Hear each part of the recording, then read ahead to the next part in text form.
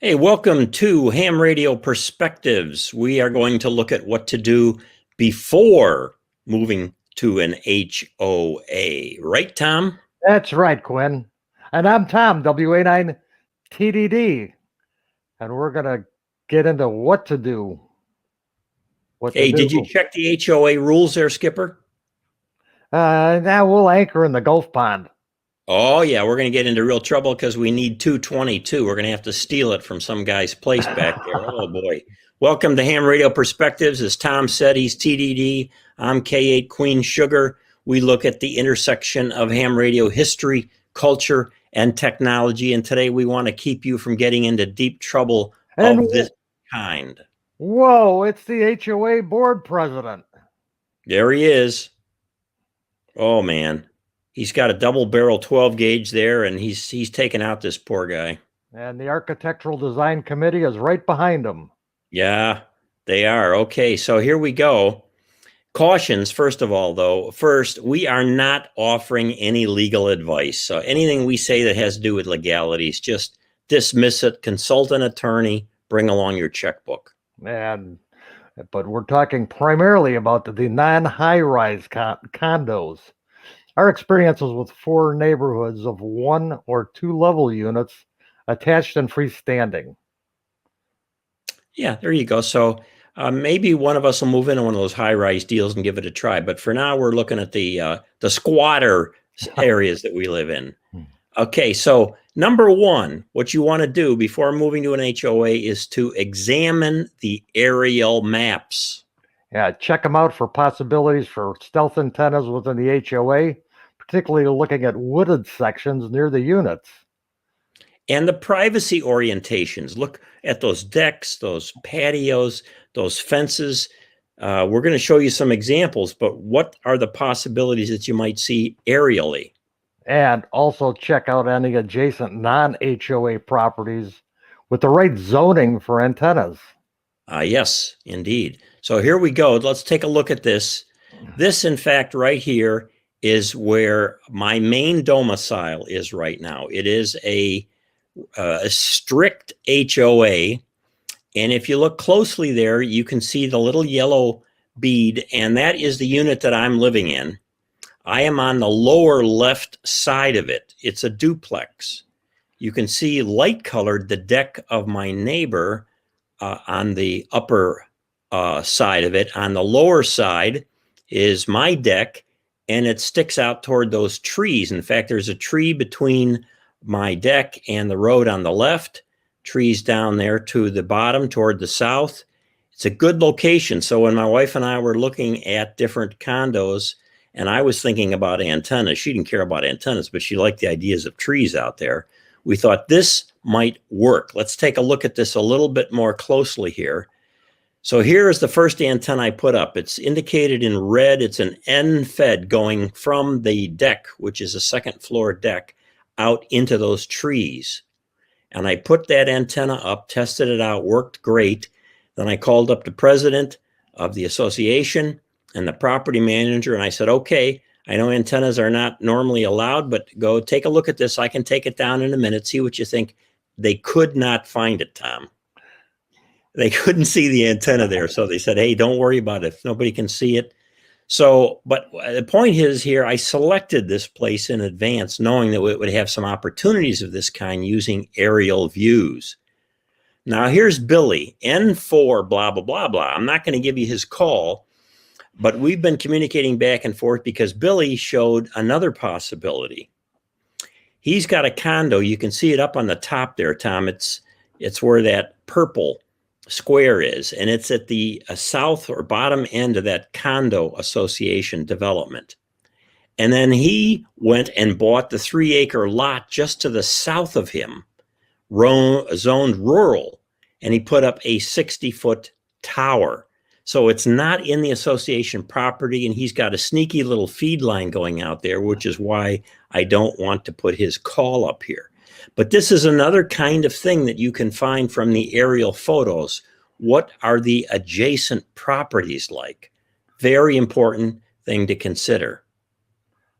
Number 2, review the HOA documents.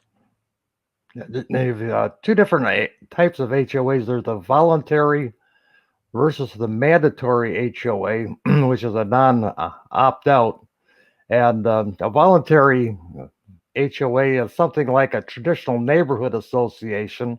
It's informal and has no legal standing, and are generally organized to deal with a specific issue confronting the neighborhood. They're typically have small dues, but you aren't required to pay them or even to join the HOA. So your place in Florida, not where you're doing this from in Indiana, but your place in Florida is voluntary, right? That's correct. It's voluntary. Okay. And the CCRs, master deed, covenants, conditions, restrictions, what are those, Tom? Those go with part and parcel of the property that you purchased. It has all the legal mumbo jumbo regarding usage of the property. I reviewed some of them from other mandatory HOAs, and some of them ran to 90 pages worth of restrictions. Yeah, it's awful. And of course, you got rules and regulations too, the R&Rs, we call them. And those tend to be changed more often. The master deed covenant stuff you're supposed to refile with, I guess it's the county when you change those. But the R&Rs are out there, and organizations are changing them all the time. But even so, I think they're frequently out of date. Right. And you should also consider the owners versus the community responsibilities. Who's in charge of the exterior maintenance for lawn mowing, sprinkling, so on and so forth? No pink mailboxes. Yeah, the check the city township in case they have any restrictions, even if it's a voluntary HOA. We'll talk about getting these documents in just a minute, but you want to definitely look at them. And then remember, we're giving personal, not legal advice. So you definitely want to look at those puppies. Now, it's also possible that they've got all these restrictions and they're not enforced. So we're going to talk about finding out whether or not they are enforced or not. But even if they're not, they could come back in and enforce them later, or find out restrictions that people had forgotten about. Number 3, identify hams in the HOA. Now, when I bring this up with people, Tom, they say to me, hey, if it's a restrictive place, there aren't going to be any hams in there. You'd be surprised. You can take almost any HOA of significant size and find hams who are in there, typically hams who got technician licenses and never really much got on the air, but they're living in there anyway. So you can ask at local clubs, repeaters for known hams in particular HOAs. See if those would be the active ones. It'd be great to find those. Yeah, and you can search the FCC database for hams in the HOA. And these are typically HF inactive hams in the HOAs, but they'll tell you what the neighborhood HOA is like. And however, will not show all the hams in my case, for second homes. But you can use a zip code or grid square at https://haminfotetrans.com to find out who's in your neighborhood. Yeah, and ask them, by the way, if there happens to be a club station in the association. Not many have those, but there are a few that I found in Florida and California. But this is so important. Figure out who the hams are, because they're the ones that can tell you the real scoop, the skinny, as we used to say, Tom, growing up in Chicago. All right, and what you can get away with. Sometimes it's better to ask forgiveness than to ask permission. Absolutely. So here we have the location where I am, EN72FW. You can see that grid square there, and you can see my call down in the center of the box right there. And you can see there are 3 other hams in my association. None of them are active, and one of them is actually a neighbor of mine who spends about half the year out on a boat and got his ham license primarily to operate from the boat, not to operate from the condo. But the point here is that you find these hams, and then you can contact them using QRZ, the FCC database, go by their house possibly and say, hey, I'm a ham thinking of moving in the neighborhood. What's it really like there? And so here you see a little bit more up close. That's me where the blue is pointing. And then you can see my neighbor, the ham, and a couple other hams too. So tell us about your area here, Tom. Well, our area and our community is a voluntary HOA. We really have no restrictions against any antennas. As a matter of fact, the area was developed by the subdivider in 1973, which predates any type of satellite TV or cable TV. So it's virtually everybody there already has an over-the-air TV antenna. And as I was driving through the community in order to find a place of property to buy, I noticed KA1K with his 25-foot tower just down the street from where I lived. And subsequently, there's about 4 or 5 other hams in the area that are actually active and make no bones about hiding their antennas. So it's good to check out your neighbors, to drive through the area if possible, and be on the lookout for flagpoles, towers, and excessive use of over-the-air TV antennas that you could disguise for a VHF UHF. Now there's that little, of course, the blue arrow down there is that KA1K, and then you see another KE8LZ up on the top. But to the left of the blue arrow coming down, I marked a little spot on this map because you said, I think there was a C beer living there. Yeah, that's our friendly neighborhood C beer. He's got a 102-inch whip on top of a 30-foot piece of pipe. And that's just within eye shot of my residence. So everybody is pretty much open as far as where their antennas are. Yeah, and you can, as long as you maintain your property in a respectful condition, go for it. Next, number 4, drive through the HOA, looking for things like flagpoles, and some places will allow ground anchored flagpoles. Now we're talking vertical antennas hidden as a flagpole. Others will only allow you to have a flag attached to the building, but you can find out that kind of thing by the drive-through. Right, and if it's a case where it's a lost you. Substitute a buddy pole. Yeah, buddy pole. And check out as you drive through the tree foliage, look up closer to what you saw in the aerial shot. And the type, is it evergreen, deciduous? You know, evergreen, you can hide antennas in that year round. Deciduous is a little more difficult. You can also look for antennas like satellite TV, over-the-air TV antennas. Of course, 2-meter antennas can pretty much look like those, and you should be able to put that up, or other UHF stuff. So the drive-through is very important. Now, if it is a gated community and you think you can't do the drive-through, but you find the hams that are there, they may let you in to do the drive-through as well. Or we're going to do here drive-through HOA number 2, look for fences, right, Tom? That's right.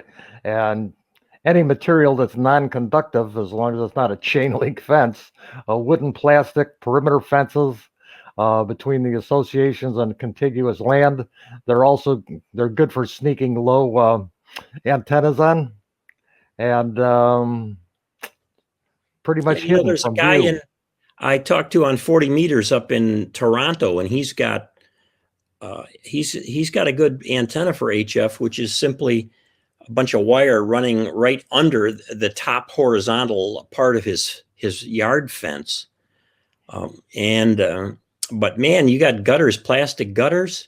Ooh, good stuff. You can run antennas down there, and when you get some rain going, it'll probably blow your amplifier to smithereens. And you can, if you own a big enough property, you could have an 80-meter full-size loop. There you go. Non-conforming items. You know, when you do the drive-through and you find stuff out there like junk in driveways and, cars sitting on the grass in front, and that's not supposed to be true. Anything out there that's, not supposed to be there, they don't enforce stuff. Or so it's a voluntary HOA. Yeah, it may be voluntary. It may just be that they don't enforce anything.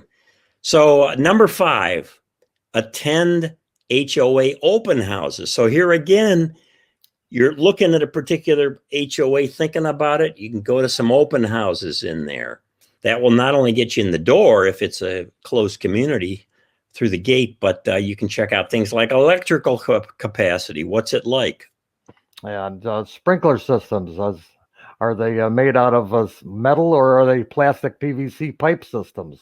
Yeah, and sprinkler systems are important because if you're going to run coax underground to an antenna in greenery, you got to be careful about cutting the wires or banging into these things. So you want to know if they have them, and if so, you can probably figure out where they are. Oh, of course, you don't want to start activating the sprinkler system every time you key up either. Good point. Metal, wood construction materials, what's the construction? Attic access, where I am, Tom, it's a duplex, but the attics are separate. So when I go up in the attic, I have complete access on my side without the neighbor being able to see it, or anybody else, unless they ask me for access through the garage. And what's the board really like? Are they Angels or Attilas? Yeah. Hey, you put this insulation material in there for attics. What's that about, Tom? Well, a lot of the new foam insulation that goes in the attic has a aluminized surface on both sides. And if you're going to sneak in a dipole up in the attic space, you certainly don't want to have the aluminum surface reflecting your signal back at you and not radiating at all. So it's important to check to see what kind of insulating material that they're using before you go to plan B. Yeah, very good, Tom. So the conclusion, do your due diligence before you get into doo-doo. It's better to know what you're getting into, right, Tom? You check out the HOA according to what we've talked about, and you may find that the move into an HOA is not so bad. So again, the due diligence part. And if you do move into an HOA, I would highly recommend getting on the board, even if it's a non-voting position, because that'll give you some insight into anything that may be coming up and that would affect your hamming. Yeah. People tell me, Tom, all the time, hey, I'm not ever going to move into an HOA. You'd be surprised how many of those people do at some point. Right. Sometimes it just sneaks up on you. Yeah. And HOAs are so different, as we've talked about. It's not all bad. You can have some fun with HOAs. And if you're like Tom, you're half the year in one place and another place, it's kind of nice to be easily able to shut down, close down a place and then move to another one. Shut up. I should have said that with respect to the HOA boards, but that's not there. Here we go, Tom. Let me get this back on here. I can do whatever I want. I'm the board press. So if you do take Tom's advice, get on the board and control everything, change all of those rules and regulations and the covenants and all, and just make it so that everybody can have a 100-foot tower and it'll be a grand place to live. So we're Ham Radio Perspectives. We look at the intersection of ham radio culture, technology, and history. I'm Quin, K8QS. And I'm Tom, WA9TDD, and good luck on your hunt for the perfect HOA. Yeah, good luck. And be sure to subscribe to the Ham Radio Perspective channel on YouTube. We appreciate it. And if you wonder why we're a little bit goofy with some of our connectivity here, it's because Tom's home right now is in rural Indiana, and the bandwidth down there is pathetic. It's like a 56K line, so we apologize for that. Yeah, we're on a party line here, so I got to make sure that Mrs. Stolfwitz down the block is off the phone. Okay, see y'all. 7-3, gang.